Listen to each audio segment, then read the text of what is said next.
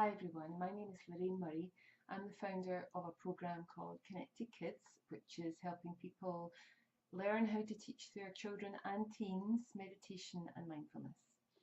We have been doing this since 2003, so over 16 years. And one of the questions I was asked by someone is how to help their high energy child learn meditation. So I thought I would do this really short video blog to help maybe bring some ideas or awareness to that through our experience of working with children of all ages and all abilities. So first of all, my question would be about a high energy child, what age they are, because children are children and us adults tend to forget that. We tend to forget that children are being children, and we might not like it and we might find it challenging sometimes, but that's the way it is. So they are having to process their lives in a way through their nervous system, physically through their body, mentally and emotionally, and it's all new to them. So even if they have an experience similar to one before, where we've had a lot of high energy or a bit of a meltdown, adults tend to have this expectation that children should learn from one experience and that's it. And it can take many times and many forms of repetition before children can really learn something and embody it into their awareness and to learn what to do when these situations arise. So what that means for me is that the high energy child isn't so much about them learning meditation, but it's about the adults around them learning meditation. And maybe that's not what you want to hear, because you want me to just tell you this is what you do. But the children who are high energy tend to respond really quickly and reactively sometimes to the people around them. So if we are stressed or we are overwhelmed, because we're human beings, that what will happen is that they will respond to that, and it becomes this kind of vicious cycle of responding and reacting to each other.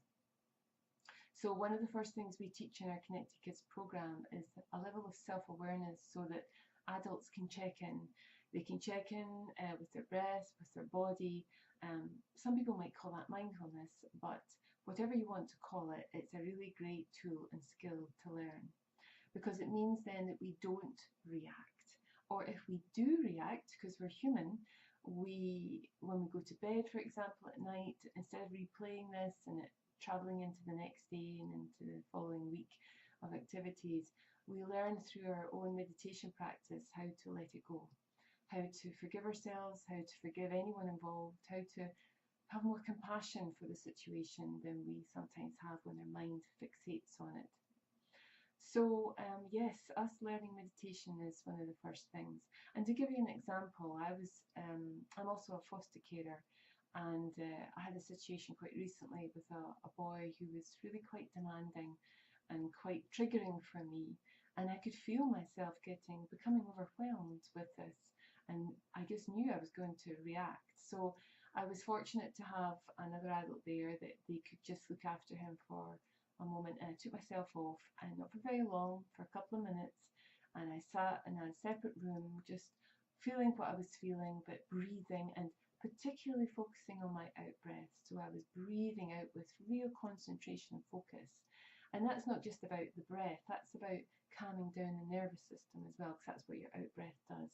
Your out breath soothes, and the more you put attention into that, the more you're able to calm down your nervous system, because it's your nervous system, your fight, flight or freeze, that's being engaged when we're in that reactive mode. So I did that for a few minutes, and when I came back, I call it being an emotional detective. I was really aware of how I was feeling. I was using all my skills with the breath, so I continued using it, and I was being grounded when I was around this young person whose behaviour hadn't changed, but I was just paying attention to it and acknowledging this. And that's one of the key things that we learn in meditation, is to acknowledge and accept and to breathe with it rather than trying to make it go away. So this was a really helpful skill for me. And when you have high energy children who are sometimes displaying their high energy as a form of anxiety, that's a great skill, to develop for you. And then when you think about the children who are displaying that high level of energy, it could be because that they are being triggered by something, or they are trying to self-soothe in a way that doesn't seem very self-soothing to us. It seems more agitating and irritating to them and to us, but actually is their way of trying to process and to cope with whatever it is that they're experiencing. So I know some people who view meditation as a very still practice and a very seated practice, or even lying down, which children can, even high energy children can eventually develop those skills. But we can't really force them to just do that from the beginning. That would make it really quite difficult for them. So we recognize that they're high energy, so we maybe use a more dynamic form of meditation, maybe some form of yoga, or even using what they perhaps use to self-soothe and trying to turn it into a mindfulness activity. So for example, if some high energy children really like the use of a trampoline, and in our adult head we're thinking that's not meditation, because meditation is still in seated. But actually the trampoline can be turned with a little bit of breath awareness and a little bit of tuning into the senses. It can be turned into a mindfulness practice. So when the child is bouncing up and down quite excitedly, you might get them to count the number of times that they're actually bouncing. Now that brings awareness of counting and repetition. You might get them to notice how hard their breath, how fast their heart is beating and how their breath is moving as well. And that again brings a little bit of awareness to that for them. And then you might get them to be still for a moment, just standing on the trampoline, just bouncing very gently and feeling that and noticing what's going on in their body. So we're adapting it in whichever way you can to help them see the difference between when they're in that really high state and when they're in a slightly stiller state, but their body is still activated and moving and breathing and heart is going. And that's a step towards that more seated still meditation. That's how we teach people to teach kids meditation. We meet children where they're at rather than thinking, I want an answer to this really high energy child. So there's a couple of things that might be going on in that situation, and I just wanted to share some ideas with you.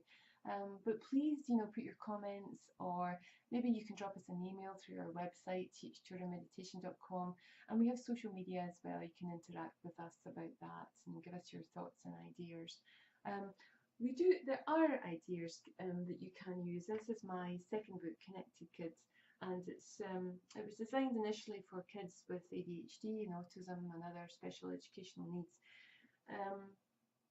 So it's not necessarily your child is on the autistic spectrum with high energy, but the fact is that there are some really great ideas that we write about in there that we've used with children with high energy that work really well. Very simple ideas you might want to explore. And if I get the chance, I'll put the link on this video blog as well. You can have a look at that. Thanks for listening, and just try and have a great day.